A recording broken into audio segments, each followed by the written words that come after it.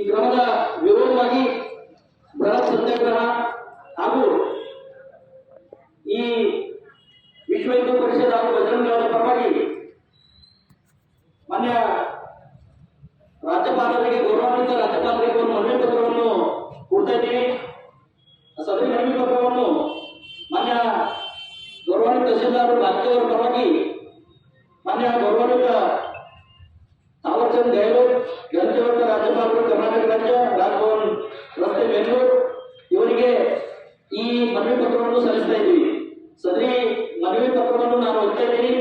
ವಿಷಯ: ರಾಜ್ಯ ಸರ್ಕಾರ ವಕ್ಫ್ ಹೆಸರಿನಲ್ಲಿ ರೈತರ ಜಮೀನು ಮಠ ಮಂದಿರಗಳ ಆಸ್ತಿ ಮತ್ತು ಸರ್ಕಾರದ ಆಸ್ತಿಯನ್ನು ಕಬಳಿಸುವುದನ್ನು ವಿರೋಧಿಸಿ ಮಾನ್ಯರೇ, ಮೇಲೆ ತಿಳಿಸಿದಂತೆ ರೈತರ ಜಮೀನುಗಳನ್ನು ಹಿಂದೂಗಳ ಶ್ರದ್ಧೆಯ ಮಠ ಮಂದಿರಗಳ ಆಸ್ತಿಗಳನ್ನು ಸರ್ಕಾರದ ಆಸ್ತಿಗಳನ್ನು ಮತ್ತು ಹಿಂದೂ ಸಮಾಜದ ಋತುಭೂಮಿಯನ್ನು ಸಹ ಬಿಡದೆ ಸರ್ಕಾರ ವಕ್ಫ್ ಆಸ್ತಿಯನ್ನಾಗಿ ಮಾಡಿದೆ.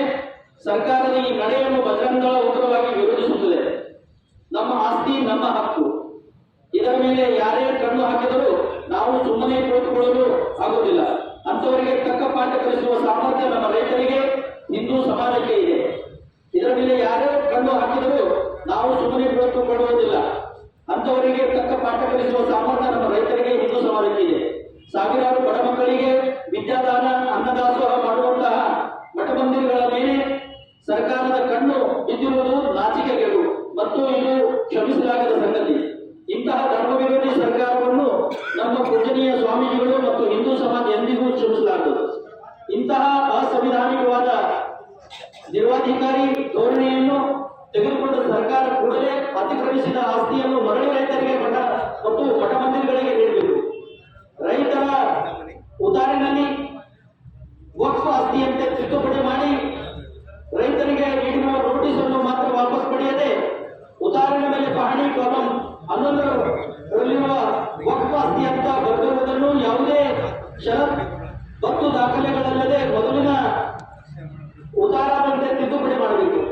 ವಿಶ್ವ ಹಿಂದೂ ಪರಿಷತ್ ಬಜರಂಗ ದಳ ಮೊದಲಿನಿಂದಲೂ ಹೇಳುತ್ತಾನೆ ಬಂದಿದೆ, ಸರ್ಕಾರ ವಕ್ಫ್ ಹೆಸರಿನಲ್ಲಿ ಹಿಂದೂ ಸಮಾಜದ ಮಠ ಮಂದಿರಗಳ ಆಸ್ತಿಗಳನ್ನು ಅಕ್ರಮವಾಗಿ ಕಬಳಿಸುತ್ತಾ ಇದೆ. ಲವ್ ಜಿಹಾದದಂತೆ ಲ್ಯಾಂಡ್ ಜಿಹಾದ್ ಮಾಡ್ತಾ ಇದೆ. ಇದನ್ನು ಬಜರಂಗ ದಳ ಉಗ್ರವಾಗಿ ವಿರೋಧಿಸುತ್ತದೆ ಮತ್ತು ಖಂಡಿಸುತ್ತದೆ. ಅಂದಾಜು ವಿಜಯಪುರ ಜಿಲ್ಲೆಯಲ್ಲಿ 15,000 ಎಕರೆ ಇರಬಹುದು. ಬಳ್ಳಾರಿ, ಯಾದಗಿರಿ, ಹುಬ್ಬಳ್ಳಿ, ಬೆಳಗಾವಿ, ಬಾಗಲಕೋಟೆ, ಬೀದರ್, ವಿಜಯನಗರ ಇನ್ನು ಅನೇಕ ಜಿಲ್ಲೆಗಳಲ್ಲಿ ಮುಸಲ್ಮಾನರ ಅಳತೆಯಂತೆ ಡೈರೆಕ್ಟ್ ಆಗಿ ಮುಸಲ್ಮಾನರಿಗೆ ಬಿಟ್ಟು ಕೂಡದೆ ವಕ್ಫ್ ಹೆಸರಿನಲ್ಲಿ ಆಕ್ರಮಿಸುತ್ತಾ ಇದೆ.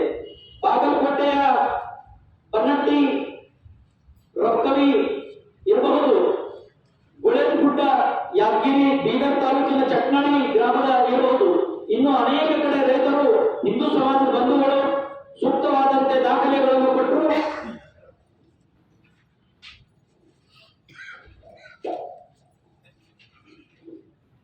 ಕೂಡ ಕಂದಾಯ ಇಲಾಖೆಯವರು ದಾಖಲೆಗಳಿಗೆ ಕವಡೆ ಕಾಸಿನ ಕಿಮ್ಮತ್ತು ಕೊಡದೆ ವಕ್ಫ್ ಆಸ್ತಿಯನ್ನು ರದ್ದುಗೊಳಿಸಿಲ್ಲ.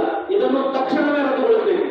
ಮಾನ್ಯ ಜಿಲ್ಲಾಧಿಕಾರಿಗಳು ತಮ್ಮ ನೇತೃತ್ವದಲ್ಲಿ ಒಂದು ಸಮಿತಿಯನ್ನು ರಚಿಸಿ ನಮ್ಮ ರಾಜ್ಯದಲ್ಲಿ ವಕ್ಫ್ ಹೆಸರಿನಲ್ಲಿ ಅಕ್ರಮವಾಗಿ ನಮೂದಿಸಿರುವ ಎಲ್ಲಾ ಆಸ್ತಿಗಳನ್ನು ಮರಳಿ ಸಂಬಂಧಪಟ್ಟಂತಹ ಆಸ್ತಿ ಮಾಲಕರಿಗೆ ಶೀಘ್ರವೇ ಮರಳಿ ಹಸ್ತಾಂತರಿಸುವ ಕಾರ್ಯ ಅತಿ ಶೀಘ್ರದಲ್ಲಿ ಜಾರಿಯಾಗಬೇಕು. ಹಿಂದೂ ಸಮಾಜವನ್ನು ಮತ್ತು ರೈತರನ್ನು ಲಘುವಾಗಿ ಕಂಡ ಮಂತ್ರಿ ಜಮೀರ್ ಅಹಮದ್ ಅನ್ನು ಕೂಡಲೇ